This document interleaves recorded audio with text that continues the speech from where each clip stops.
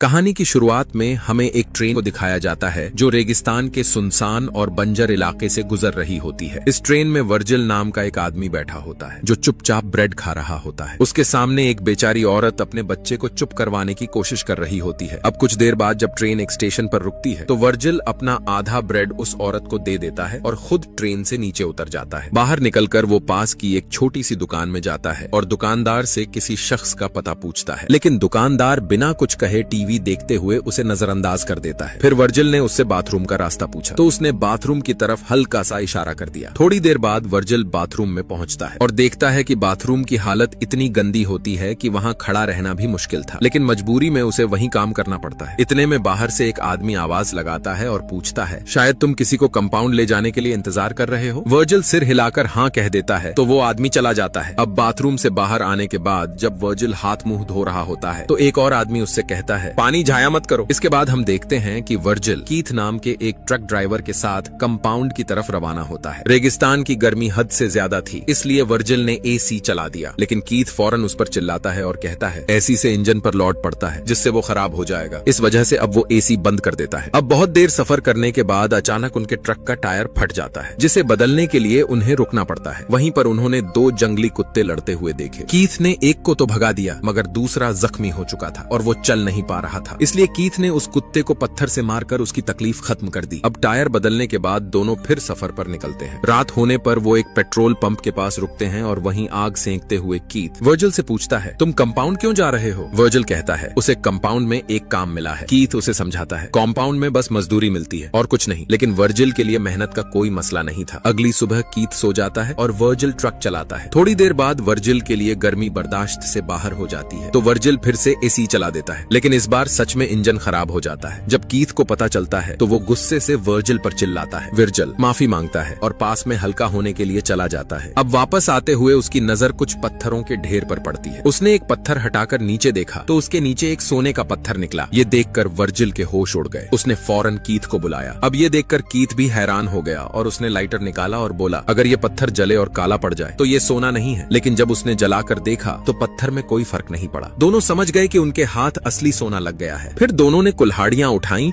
और सोना निकालने लग गए, लेकिन वो इतना बड़ा पत्थर था कि जमीन खोदने के बावजूद पूरा बाहर नहीं आया। अब उन्होंने ट्रक से रस्सी बांधकर खींचने की कोशिश की, मगर ये तरीका भी काम नहीं आया। अब सूरज ढलने लगा और शाम के वक्त जब कीथ लकड़ियां लेने गया तो उसने वर्जिल को समझाया कि इस इलाके में जंगली कुत्ते घूमते हैं जो सिर्फ आग से दूर भागते हैं। जिसके बाद वर्जिल भी कीथ के साथ लकड़ियां ढूंढने निकलता है। रात होती है तो दोनों आग जलाकर बैठ जाते हैं। इतना सारा सोना मिलने के बाद रात में वो खुशी से डांस करते हैं। कीथ कहता है, अब तो हमारी जिंदगी पूरी तरह बदल जाएगी। थोड़ी देर बाद कीथ कहता है, हम इतना बड़ा सोने का पत्थर नहीं निकाल सकते, हमें एक एक्सकेवेटर मशीन की जरूरत पड़ेगी। उसने वर्जिल को बताया कि वो कुछ लोगों को जानता है जो उन्हें मशीन दिलवा सकते हैं। फिर उसने वर्जिल से कहा, तुम शहर जाओ और मशीन लेकर आओ और मैं इधर सोने का ध्यान रखता हूँ। मगर वर्जिल ने मना कर दिया। उसने कहा, मुझे शहर में कोई नहीं जानता और मुझे रेगिस्तान में रहने की आदत है, तुम जाओ, मैं यहाँ सोना संभालता हूँ। कीथ ने थोड़ा सोचा और फिर मान गया। अगली सुबह कीथ ने वर्जिल को कुछ खाने का सामान, कैंप के लिए कपड़ा, एक चाकू और एक सैटेलाइट फोन दिया। उसने कहा, मैं एक्सकेवेटर लेने जा रहा हूँ, मुझे 5 दिन लग सकते हैं, लेकिन मैं इससे भी जल्दी लौटने की कोशिश करूंगा। ये कहकर कीथ ट्रक में बैठा और रेगिस्तान की तरफ बढ़ गया। कीथ के जाने के बाद वर्जिल ने टेंट का कपड़ा एक पेड़ से बांधा और अपना छोटा सा कैंप तैयार किया। फिर उसने सैटेलाइट फोन चेक किया, सब ठीक था। अब कुछ देर आराम के बाद शाम होने पर वो लकड़ियां लेने निकल गया। वापस आने पर उसने देखा कि टेंट के पास एक बड़ा बिच्छू घूम रहा था। उसने फौरन एक लकड़ी उठाई और उसे मारकर भगा दिया। रात होने पर उसने थोड़ा खाना गर्म किया और उसे खाना शुरू ही किया था कि उसे दूर से जंगली कुत्तों के भौंकने और लड़ने की आवाज आई। उसका दिल जोर से धड़कने लगा। उसने फौरन चाकू हाथ में ले लिया और सारी रात आंख खुली रखकर बिता दी। सुबह होने तक वो पूरी तरह थक चुका था। अब थोड़ी देर बाद जब वो हल्का होने के लिए गया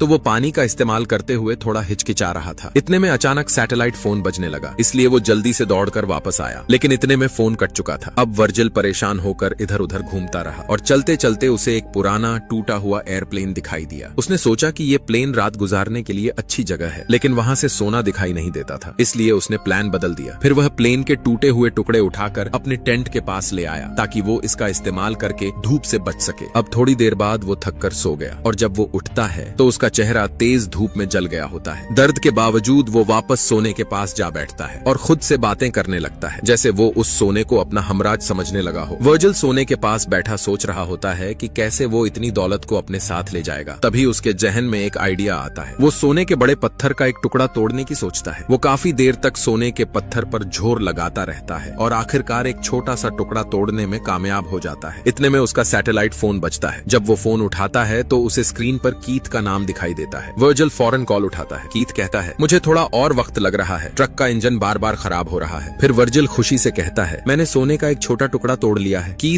उसे कहता है, बस वहीं रहो और सोने की हिफाजत करो, मैं जल्द लौटूंगा। अब रात होने पर वर्जिल सोने के पास बैठा होता है कि अचानक जंगली कुत्ते इसके आसपास घूमने लगते हैं। उसने तुरंत जलती लकड़ी उठाई और उन्हें भगा दिया। अगली सुबह होने पर उसने एक बोतल में थोड़ा पानी भरा और पीने लगा ही था कि अचानक उसकी नजर एक सांप पर पड़ती है जो उसकी तरफ ही आ रहा था। वर्जिल ने तुरंत उस पर वार करने की कोशिश की, लेकिन सांप बचकर निकल गया। तभी उसे एहसास होता है कि पानी की बोतल गिर गई है और आधा पानी जमीन में सूख गया है। अब उसके पास थोड़ा सा ही पानी बचा था। इतने पानी से ही उसे कीथ के आने तक गुजारा करना होगा। थोड़ा वक्त गुजरने के बाद वो फिर से प्लेन के पास गया ताकि अपने टेंट के लिए कुछ और सामान ले आए। तभी उसने देखा कि कोई उसकी तरफ चलकर आ रहा था। वर्जिल घबरा गया और फौरन प्लेन के अंदर छुप गया। कुछ देर बाद वो शख्स प्लेन के बिल्कुल पास आता है और कहता है, मेरे प्लेन से बाहर निकलो। वर्जिल धीरे से बाहर निकलता है और देखकर हैरान रह जाता है कि वो एक औरत थी। अब उस औरत ने उसे कुछ खाने पीने की चीजें देने की कोशिश की, लेकिन वर्जिल ने कुछ भी लेने से इनकार कर दिया। औरत ने पूछा, तुम यहाँ रेगिस्तान में क्या कर रहे हो? वर्जिल चुप रहा, कोई जवाब नहीं दिया। फिर वर्जिल चुपचाप उठा और वहाँ से चलने लगा। तभी उस औरत ने कहा, तुम कुछ छुपा रहे हो, मुझे लगता है यहाँ कुछ और भी है। मगर फिर भी वर्जिल ने कोई जवाब न दिया और आगे चलता रहा। अब औरत उसका पीछा करने लगती है और बार बार पूछती रहती है कि वो यहाँ तक कैसे आया। आखिर तंग आकर वर्जिल कहता है, अपने काम से काम रखो। फिर वो गुस्से में अपने टेंट में लौट आता है, लेकिन वो औरत पीछे नहीं हटती। वो उसके साथ साथ टेंट तक आ पहुंच जाती है। तभी उसे उखाड़ने लगती है। ये देखकर वर्जिल का गुस्सा फूट पड़ता है। वो गुस्से में अपनी कुल्हाड़ी उठाता है और उस औरत पर हमला कर देता है। एक ही वार में वो वहीं मर जाती है और फिर वो एक गड्ढा खोदकर उस औरत की लाश को दफन कर देता है। लेकिन कुछ देर बाद जंगली कुत्ते वहां आ जाते हैं और लाश को खोदकर खाने लगते हैं। फिर वर्जिल उन्हें डराकर भगाता है और फिर लाश को दूर ले जाकर आग लगा देता है। ये सब करते हुए उसे बहुत दुख हो रहा था।